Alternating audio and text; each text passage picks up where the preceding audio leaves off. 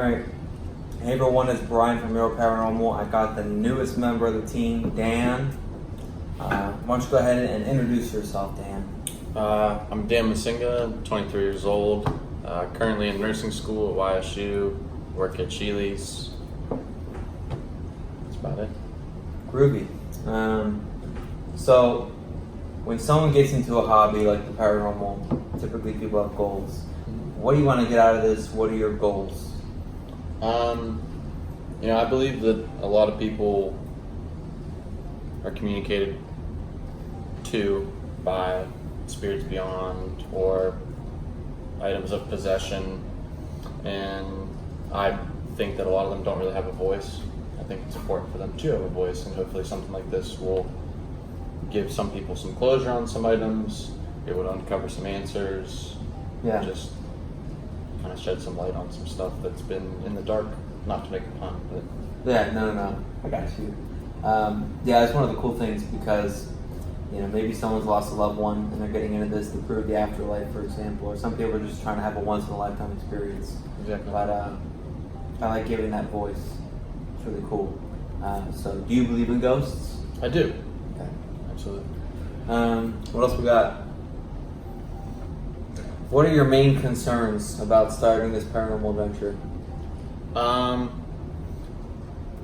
All my life I've kind of had a fear of claustrophobia, and like when I was younger, like probably 6 through 10 age, I had like a really, really big fear of the dark, and those kind of pair with each other because when you're in the dark you can't really see anything at all, then you kind of feel like things are closing in on you and stuff, and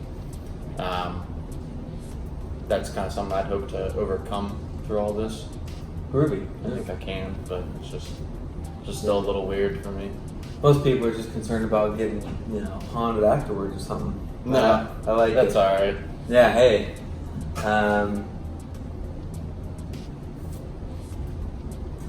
If there's, because we're going to a private residence tonight. Yeah. We're looking to try and get a new, like an old restaurant investigated. Where would you like to investigate by the end of the year, by the end of next year? Like, what are your top places that you'd want to go to? I really think like an old fishing dock would be. I got a couple for you. If that's all right. Not just like one in particular. Yeah. I think like an old fishing dock would be kind of cool, like a big port. Just to kind of see. I've never once thought about that. Yeah. Because you see on the news now, not recently, but in the past year, probably year and a half, boats have kind of crashed into ports and whatnot, and I think it'd be kind of cool, and I'm sure there'd be a lot of sentiment because a lot of times around that area there was soldiers leaving to go off to war, people expected to come home, not coming home. That's one of them. Another one would be kind of like an old war ground, like out in the woods somewhere. Yeah, I think Gettysburg or something. Mm-hmm. I think you'd really probably pick up some strong stuff out there. I went to Perryville Battlefield when I was in college. Mm-hmm. That was cool. We had an audio recorder, a static audio recorder, in one of the buildings, and we have tagged audio of everyone else out. And even coming in, there's a giant door that really squeaks open. Yeah. No one was in there.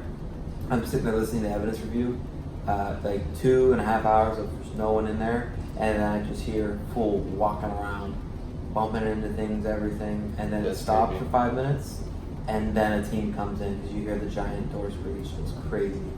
I want to do one of those. When I was at Seton Hill, they actually have a small cemetery for all the nuns that used to live there. Okay. And there's actually one room in particular that no one can live in. It's directly connected to the main admin building, and it's where one of the nuns actually hung herself. So we got permission to camp out overnight outside of the nun burial ground because it's literally right off to the side of a parking lot. And there's the admin building's facing it, and it's about a 50-yard walk. And they always close and lock the doors. That's insane. And I remember we were all camped out, just kind of waiting for stuff to happen. I mean, granted, we didn't really have like all the equipment, but we just kind of wanted to see. And around like 2:30, I think the time that she was pronounced dead was 2:37 or sometime around then. But it was like right before then or right after. Both the doors to the admin building were wide open, like right around that time, and like I was completely shook. Yeah. But that's really probably my only experience with anything that I would consider paranormal. So how many of these things have you done? That was probably my one and only one. I was pretty freaked after that one. Just because I kind of let my mind wander a little too much. Yeah. So it was kind of messed with my sleep afterwards a little bit, and I just kind of took a step away just because it was a little too much For for sure. me. And were there any other places that you want to go to? Yeah, I think if we could go to like an old school or a church. Old school, old church. I know churches are kind of like popular. I'm sure a lot of people would say like an old hospital, but I don't want to carry any of that.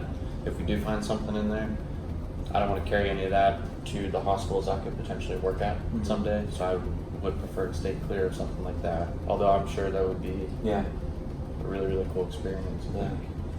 One of my main priorities is to make sure that we do protection prayers before and after, because I can't put up with that stuff. So. Yeah. And obviously, if something does follow us back, which they shouldn't. We've all made a pact to make sure that we pull together, be it saging or whatever we need to do. We're just gonna, take care of it. Good. So, is there any other places?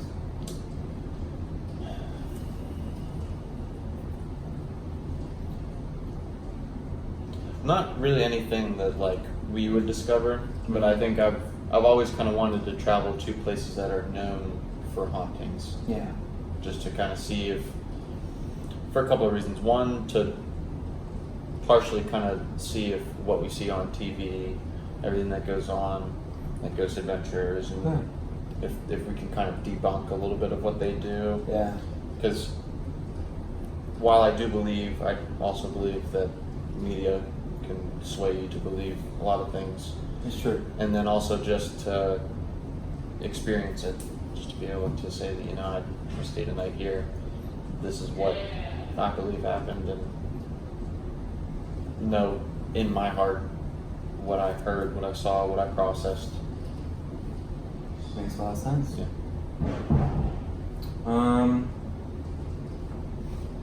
So, with our group, there's 5 roles, and it spells perks, PRCS.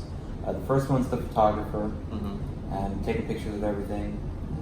And then there's the EVP tech, who's got the audio recorder that's leading the not leading the investigation, but leading the conversation. Well, yeah. There's a recorder that writes down everything, timestamps everything. The camera operator that does all the video camera work. And lastly, there's the static tech who makes sure that, if we're using like a REM pod or any of that jazz, and before and after the investigation, setting up all the static stuff. Of those 5, what are like the top 1 to 3 that you might enjoy? I'd probably enjoy being the photographer, just because I think that it's important to, if you're gonna take an area, let's just say just one room of a house, because right now we're going to do Brian's house, right?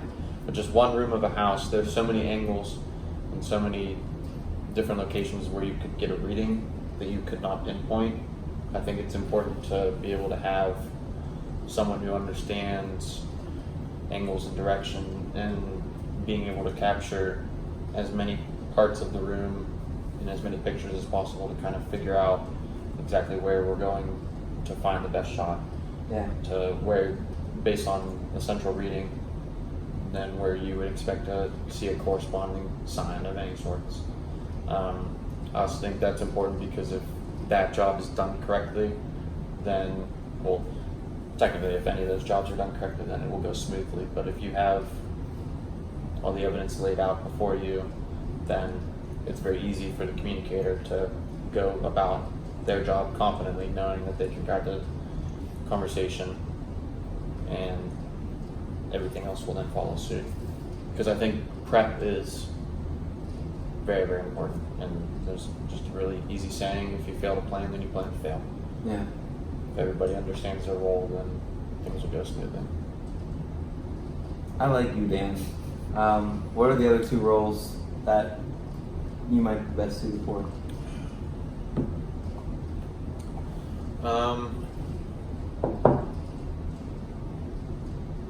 So there's there's photographer, EVP tech, recorder, camera operator, and static tech. This is a very, very bland and plain answer, but I've watched a lot of first-person scary movies, or literally just from holding the camera angle, and I don't really jump at anything like that. I have a pretty steady aim. That's fine. Yeah. Okay. So what had happened was we were asking him the other 2 roles, for the other 2 roles that he might want to do.